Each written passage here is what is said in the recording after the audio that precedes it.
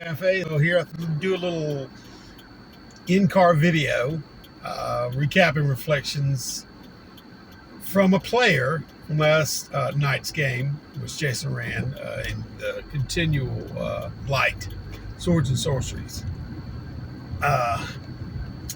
Jason already put up a great video, and it kind of inspired me to speak a little bit more from the character's perspective.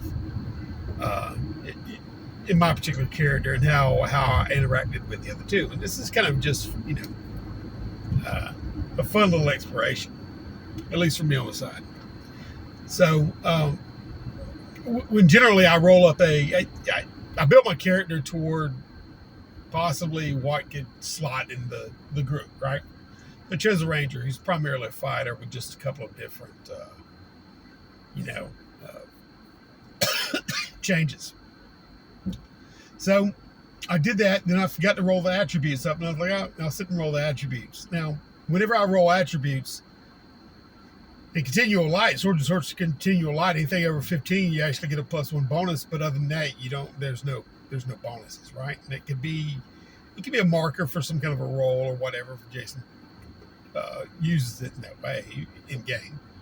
But nevertheless, more so for me, when I'm rolling attributes, I use them as markers for my character type, personality wise and physical condition wise. Now I rolled I think a 10 on strength, 12 and 13. I think it was 12 in dex, and 13 in constitution, which none of these are bonuses. And then I go 7, 8, 7 in the wisdom, intellect, and charisma. So what does that say about my character, right? Well, I just figure, since he's a ranger, he's used to be in the wilderness. And he, but maybe he's a little bit, possibly, is socially awkward in the fact that he doesn't fit or ascribe to social norms, of societal norms, hierarchies and whatnot, and monies and whatever may be important. And Jason solidified this in the game whenever there was a moment whenever we stopped in the village when I was going to pay and I didn't need to when I get there. So we met on the road. Now, when I'm in a party like this, old school D&D, there's a reason that we're together. You can have arguments, you can have difficulties or contested moments with your party members, but there's a deeper reason why you're together and why obviously you've been together, especially when Jason says start at level 2, which assumes that, at least in my mind, that we've been together and travel mates and probably know each other to a certain degree. And yet, in character, as you play, you get to establish your character and learn each other as you play. So that's what occurred last night. And like Jason said, it's a little bit of a slow burn. We established some character. We were getting to know each other. And once you kind of fill each other out in play, then you know what to do. I read David's character from the onset. There was a couple of things that he was privy to that he didn't let us know. The second thing he was privy to about the war, potential for war between the dwarves and the elves, he let me know. Probably to his chagrin, you know what I mean? He was thinking I was of a like mind. But like I said, whenever I look at those attributes, it's 7, 8, 9 for wisdom, intellect, and charisma. So my first thoughts about this character, y'all, and he's an elven ranger, charisma, even the girl elf called him ugly. And he's a little bit more aloof. He's an affable fella. I would think that as an equalizer in his life, he would see that everybody's kind of pretentious to a certain degree, and he would in a more or less affable way, he would pull that thread to just watch them unravel, just to realize that maybe they can get over the delusion that they have that that they're beyond certain things. So my character, right or wrong, probably can't see beyond his own nose and whatever he's pretentious about, but he definitely thinks that he isn't.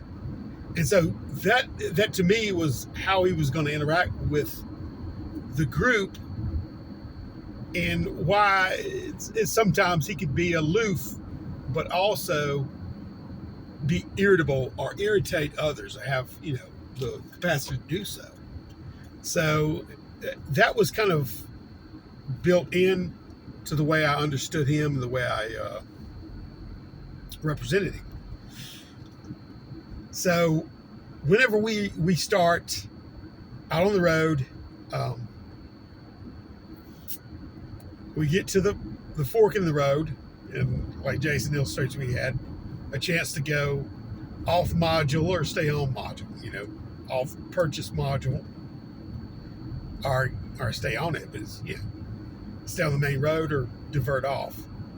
And I remember saying, we've been traveling for 4 days. I'm 3 miles to a town here. Let's get here. I want to, I set the precedence. I want to kick back and relax and, get some of this travel dust off of me. Now, granted, I'm kind of, maybe I enjoy nature. I enjoy being out in it. I kind of thrive in it, and being a part of it. So, but I do like to have a respite and stop by these ways. So I'm a bit of a traveler too, right, in my journeys. So we get, everybody concludes that that's the way to go. The halfling, which, it's funny because Sam did a great job of representing his halfling. And the whole time we were playing, I was thinking, my character Trotter is very similar to his character Bartholomew, or whatever his character's name is. And in some respects, I don't know his name, but I do. I don't bother to it. You know what I mean? Because I know it may shake the foundation of his belief in himself, being somewhat like when I announced his name as Esquire, which he did previously, but that was an example of me pulling the thread, to get under him, to question that delusion that wave of delusion he's riding on. But we decided to go and stay on the main module. Ultimately, didn't know it exactly, but we went to town. And what my character's saying, David's character is an elf too, a mage. So he's a little bit wiser than I am, obviously, and more intelligent, where my view is more of a black and white nature. Ignorance is bliss, and I'm a little bit blissful. All right?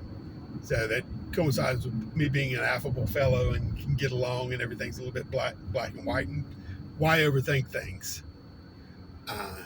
So I'm there. Where David, very well, with his profession being a mage, probably more than likely does. Where I handle things more martially, as far as in combat, and more directly. Just grab the bulls by the horn, as it were. So, doing this, we reach the town, and this elven community, and more like a treehouse community. There's lower levels too. The young couple greets us, and of course, I don't. I play along with the whole the whole show, the greeting or whatever, and the girl, uh, how she greets us and her customs. Yeah, I'm right with it. Who's to say my character hasn't been through this area before? Are these elves in the way that they operate? And I returned followed suit and returned the same um, gestures to her of greeting. Now, when we get to town and we talk to Wellen, I head up to um, the inn, telling them I'll adjourn with him later. After I clean up and get some hearty food, and I'll be back and we can talk about what he would like us to do, since he's the one who posted the query, or the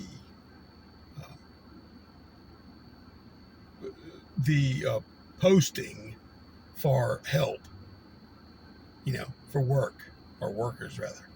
So I go up and I kick my shoes off, and I'm automatically just welcome. It's like I'm slipping into a nice hot bath. I'm very comfortable. I'm around my people, and I'm just doing this in play. So I slide into my seat and I start taking off my gear and call for a chalice of, of ale, or wine rather. I'm drinking it, and we have the food, and the two show up and join me. Now, granted, Sam's halfling has a little bit of a trouble, since he has to bring the basket up with Biscuit, his steed, which is a mastiff hound, which it could be challenging for halfling to hoist up. But nevertheless, he gets him up, and he joins us. And this is when David's character, Avarice, I think, approaches me and confides in me that he had talked to Wellen, and Wellen had let him know that there's some potential problem between the dwarves and the elves, and potentially a war could be on the outset. And to me, at that point, I'm like, dwarves, and here I show some of my prejudice. I'm alluding to the fact that they stay underground, hidden in the dark, holed up, they're reclusive, thus hiding secrets in my character's mind, right? All this. So they don't show their hand. They don't have their cards out on the table. You can expect from even the way that they live that they have something up their sleeve, as it were. It could be potentially like that. So they're not a race to be trusted. And if something was going to happen, yet what did the elves do now? I mean, the dwarves do now. What did they do to my elven brethren? Where David's character just wants me to be aware, so we can get out of Dodge, so we won't be caught in the middle of this. There's no gain to be had. There's no, anything. So then, I kind of blanch at that. I pull back. I'm affronted, and you've been just hanging around in town, which I knew David's character had, and my character's surprised. It's like you're far removed from nature. You've been corrupted, my friend, my brother, by these urban city folks, and in your way of thinking, you're, no better than this halfling here who is greedily sniffing out coin. Is your life worth more than that? So all these things are going through my character's head, like he's been corrupted, which I was so blind to the fact that I never thought that could happen to an elf, and there's always some kind of potential for redemption if anything could go wrong. But to go that far and be just like self-centric and concerned about your own self and welfare beyond, and it ended up this society basically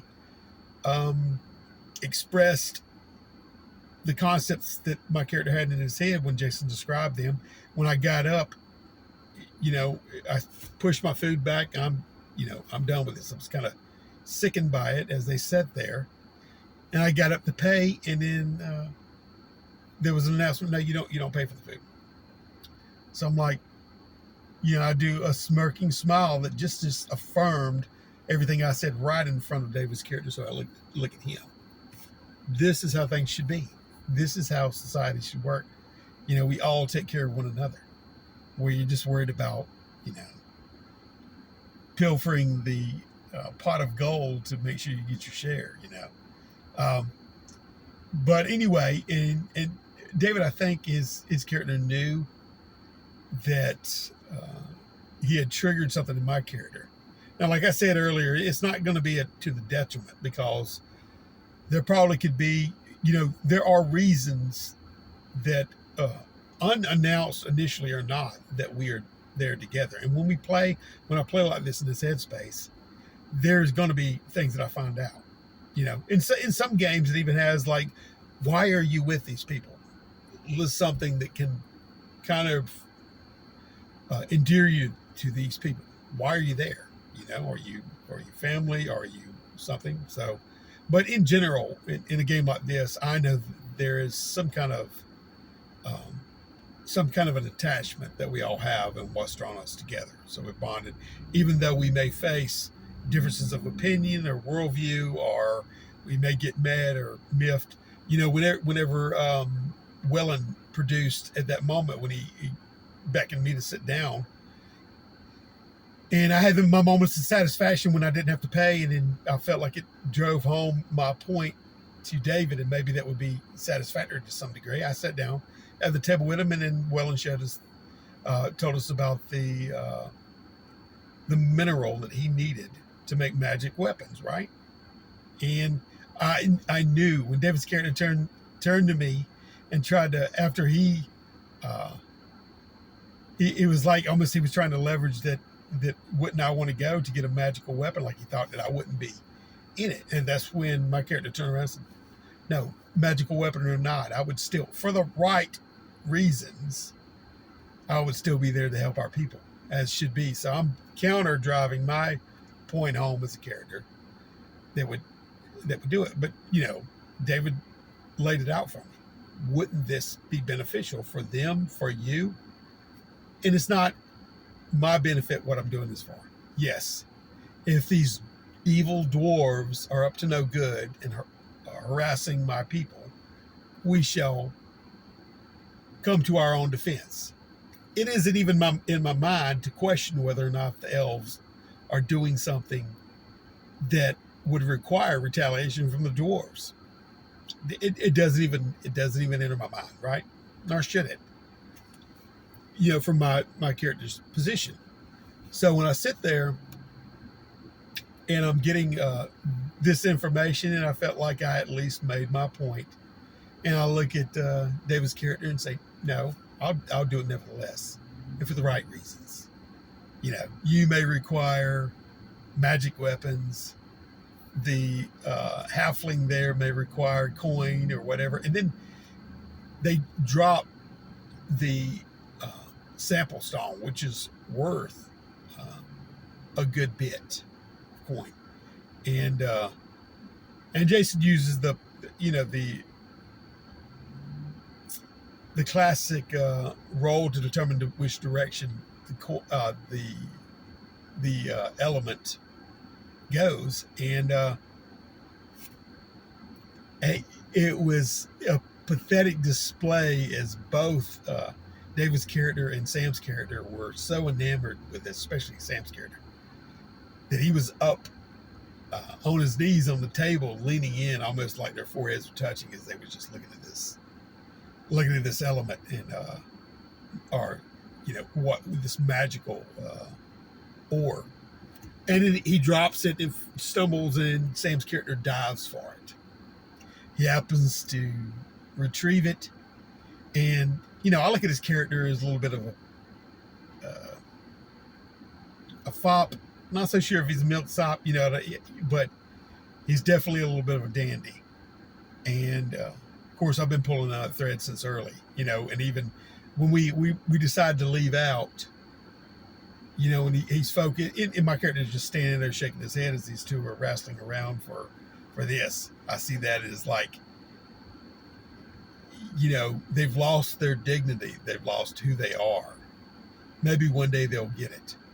So there, and Sam comes up with it. We get shown to our rooms the next morning. We're off. There is a mule drawing a cart left by Welland, and with a map, and we head out on our trek. I'm up ahead within eye shot to scout out any dangers, send signal back, and every once in a while come back to let them know, relay information about what I found and what to stay, aware of, and also for road conditions too. But David's character's driving, and Sam's character with his steed is laying in the back asleep amongst all the tools. So when we get to a certain point, 3 miles in, I think, 5 miles total distance, there's an elevation of 1,500 foot. In the last couple of miles, it starts to go up the mountain, wind up the mountain with switchbacks and everything else, right? Well, I see that the road gets a little bit more treacherous as it hits the more of a mine shaft road. I see ruts in the road as well as different things. I want to let the guys know about that, but I also see 3 tracks of humanoids, which I think are human size, booted out into the road, probably no more than 24 hours ago, and then on up the road. It's like they came off the side. So I'm thinking ambush. Potential for it later on down the road. So I need to follow. So I let them know we follow down to where I'm tracking. My character suggests that both David and I go forward as Sam pilots the wagon.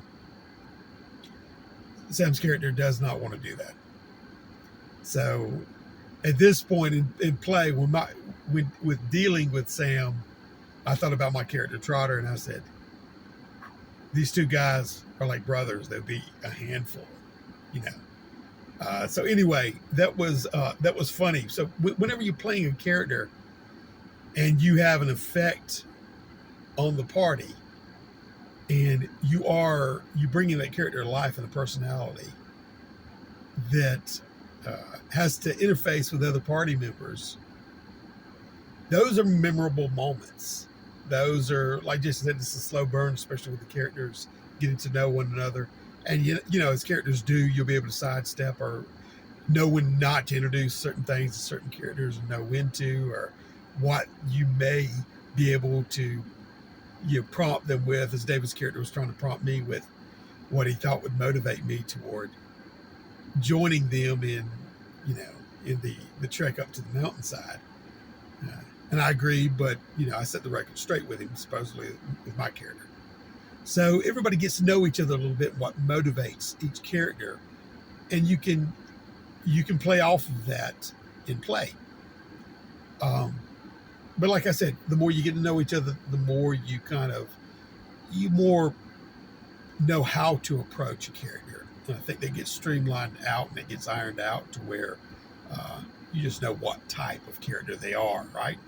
Know what buttons to push and what buttons not to push to get them to get the reaction that you need and that you want amongst each other.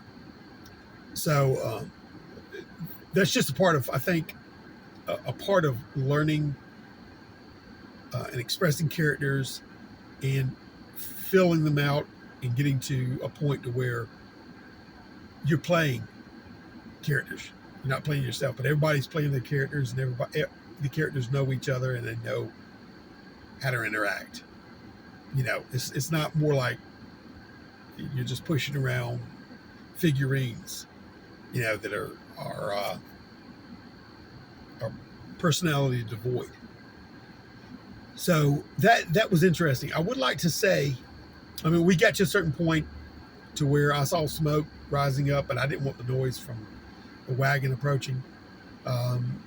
David's character stayed in the wagon instead of following like Jason said, my character was trying to take the lead on this. Just from his personal point of view, he was more, in his mind, more proactive about things. And so he's stepping up to the podium, stepping up to bat, and he'll be the leader. Whether or not that actually comes to fruition in the long term is totally remain to be seen. It may be David's character may peel out and do that because he's probably more rational and less prone to his own indulgences, or his own being driven by his own short-sighted understanding of the world, or one-sided rather understanding of the world that my character obviously has to some extent. But nevertheless, that has to be worked out in play, and I think it's an important part of role playing to be able to do that. Like I said, it's not a slow burn through the whole role playing session to session experience, but some sessions are more geared to that, especially initial sessions to where you're getting to know each other a little bit. Granted, you can do that in media res if you drop somebody in media res too, but and see how they react under pressure. So we got that aspect. I like to compare and contrast the experiences of Dark Age of Man, classic OSR, which Jason is definitely running it in classic mode. He describes everything.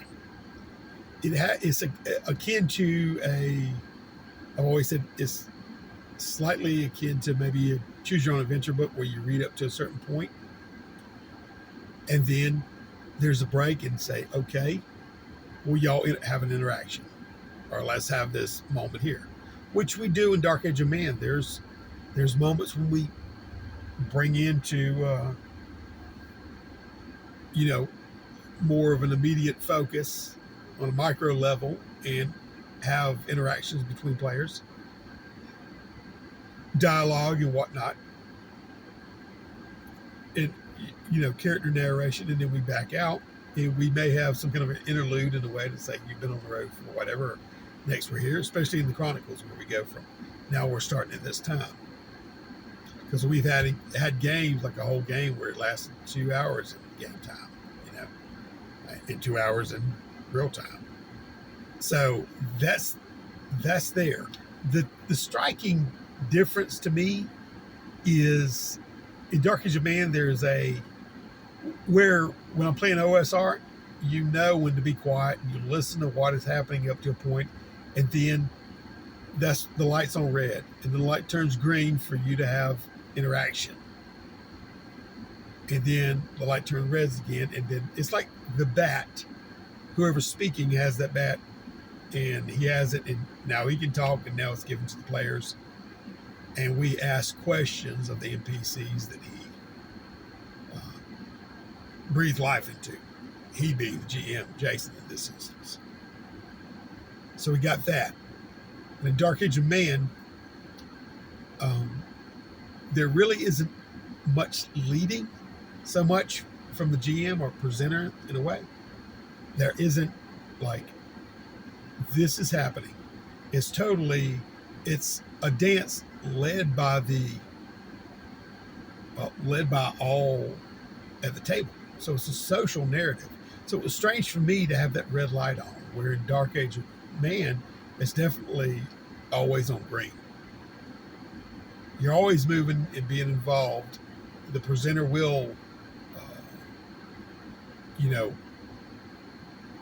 enact certain triggers that are rolled on the seed whenever they occur, and that'll be instantaneous. So that's why we don't have like rolling for initiative, because everybody's just live in play at the moment, with the presenter representing NPCs in character as well as narrative, diegetical narrative of the surroundings, and the players have that liberty too. The protagonist to, within arm's length, as I say, just express what is around them. and they interact with the world. So a lot of it isn't like, there really isn't a lot of, I would say, if it does anything kind of beneficial, it, as far as expediting play, it's when the players, they will take over and talk when they know enough of what's going on. So it feels like a live interaction as opposed to possibly a cutscene in a video game where you're watching something and then you can go back to playing the game. Feels like you're always playing the game. We'll run over here and talk to him. That happens. But in old school, it definitely feels like it has that feeling when you're playing. Okay, we've gotten to this moment, stop, and this is occurring. And everyone listen to what happens, right? So it's a slight feeling of, you definitely get a chance to express your character, as we did in spades in the game, you know, when light was on green for us. And this is just some things that I noticed as far as comparing and contrasting the two experientially. Definitely to be kind of taken aback to where you're hamstrung in a way to where you have to stop and wait and listen, and then you go, okay, now it's time to go. And of course, I've did that before with Simba Room, where I just flood information, and it's hard to jump in for the players, right? So it's I mean, they could be, you know, on both sides. Everybody, as far as gaming that way, that's how it's usually implemented. Whenever in Dark Age of Man, it's definitely open to where the players go in the direction they want to go, and the presenter responds in kind with what is from the worlds. So it's a pushback that the world has. If the players are surrounded by the world and they push in a certain area, then the presenter has the pushback, and it's an interaction, push and pull. And you know, it's not leading us to a point and then saying, this is what's happening, now react. So it's definitely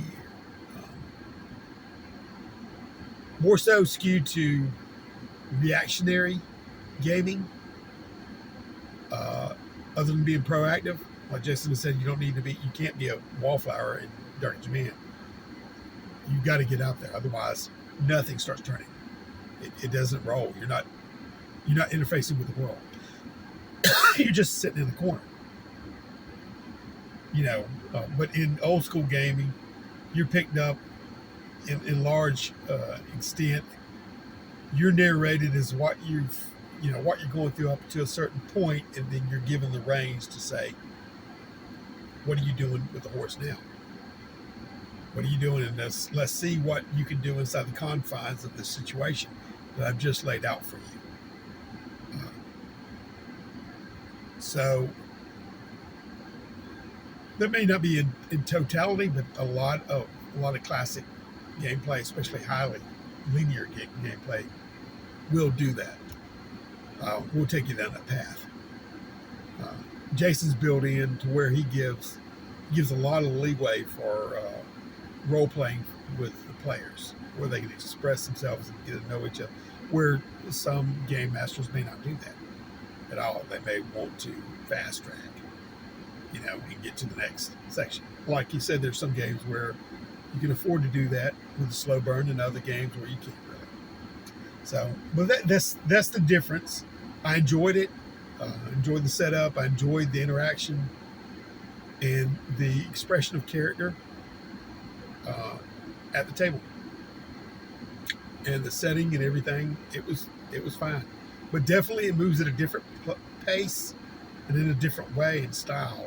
Dark Age of Man, or rather, I should say, Dark Age of Man does in a different way. But for me, honestly, a more liberating way. Especially, I suppose there has to be a certain level of familiarity with playing characters, unprompted characters, or at least getting used to doing that in Dark Age of Man. Anyway, just some thoughts. It was a great game. Can't wait to get back to it, and we'll see you next time.